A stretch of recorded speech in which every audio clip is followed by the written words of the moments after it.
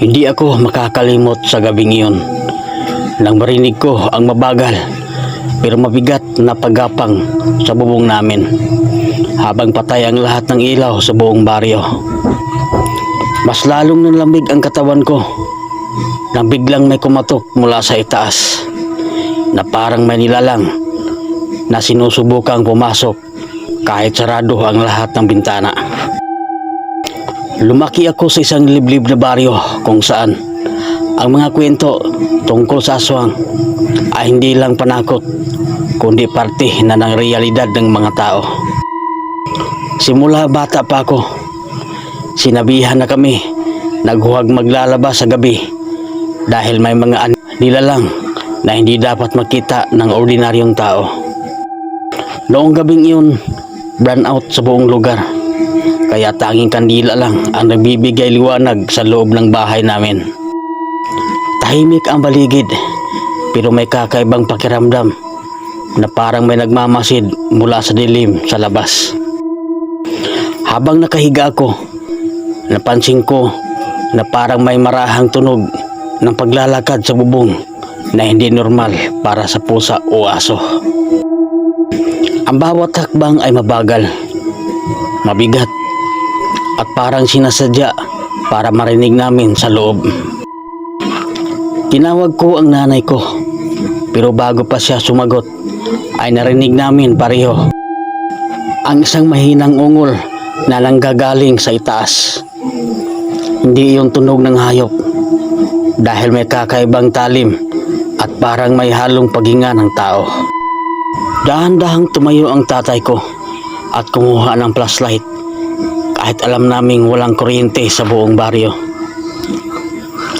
Binuksan niya ang pinto pero walang hangin at sobrang tahimik ang labas na parang pinigilan ang lahat ng ingay. Biglang tumigil ang paggalaw sa bubong nang mabuksan ang pinto na parang may nilalang na nakaramdam na napansin na namin siya.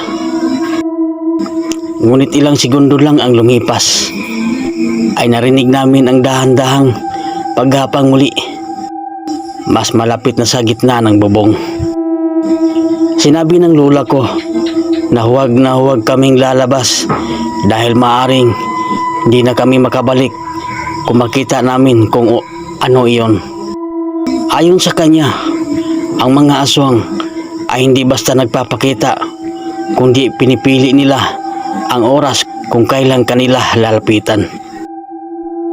Habang nag-uusap kami, may biglang kumalabog sa bubong na parang may tumalon o dumapo ng malakas. Napayakap ako sa kapatid ko habang ang puso ko ay parang lalabas sa dibdib ko sa sobrang takot. Pagkatapos ng malakas na tunog ay sumunod ang isang mahaba at mabagal na pagkamot sa yero. Ang tunog ay parang may matalim na kuko na dahan-dahang kumikiskis sa ibabaw. Hindi na kinaya ng tatay ko ang kaba, kaya umakyat siya sa hagdan papunta sa atik para silipin kung ano iyon. Pinigilan siya ng lula ko pero huli na dahil nasa kalahati na siya ng hagdanan nang marinig namin ang isang mahina ngunit malinaw na tawa. Ang tawang iyon ay hindi normal dahil parang pinaghalo ang boses ng babae at hayop na mahirap ipaliwanag. Biglang numutla ang lola ko at sinabi niya na hindi na dapat umakyat ang kahit sino. Dahan-dahang bumaba ang tatay ko at isinara ang hagdan habang nanginginig ang kanyang mga kamay. Hindi siya nagsalita, ngunit kitang-kita sa mukha niya ang matinding takot na hindi ko pa nakita kailanman. Lumipas ang ilang minuto na parang oras sa sobrang bagal habang nakikinig kami sa bawat tunog sa bubong. Hanggang sa biglang tumahimik ang lahat na mas nakakatakot kaysa ingay na narinig namin kanina. Akala namin ay wala na iyon nang biglang may marahang kumatok sa bintana namin mula sa labas. Ang nakakatakot ay nasa ikalawang palapag kami at walang kahit anong maaring umabot doon ng ganun kadali. Hindi namin makita kung sino ang nasa labas dahil sobrang dilim, ngunit ramdam namin na may nakatingin sa amin. Ang pakiramdam ay parang sinusukat kami ng kung anong nilalang na naghihintay ng tamang oras. Unti-unting bumukas ang bintana kahit walang hangin na gumagalaw sa paligid. Napaatras kaming lahat habang ang kandila ay biglang kumislap na parang may dumaan na hindi nakikita. Narinig namin ang mahinang bulong na parang tinatawag ang pangalan ko mula sa labas. Ang mas nakakatakot ay boses iyon ng kilala ko na matagal nang patay. Napaiyak ako sa takot habang pinipigilan ako ng nanay ko na lumapit sa bintana. Sinabi niya na huwag akong sasagot kahit kilala ko ang boses na naririnig ko. Biglang sumara ang bintana ng malakas na parang may nagalit na hindi namin pagsagot. Kasunod nito ay muling narinig ang paggapang sa bubong, mas mabilis at mas agresibo. Umikot ang tunog sa buong bubong na parang hinahanap kami kung saan kami nagtatago. Hindi na kami gumalaw kahit isang pulgada dahil ramdam naming hindi ito basta hayop. Pagkalipas ng ilang sandali ay biglang tumigil ang lahat at muling bumalik ang katahimikan. Ngunit may isang huling katok na nanggagaling sa bubong na parang paalam o babala.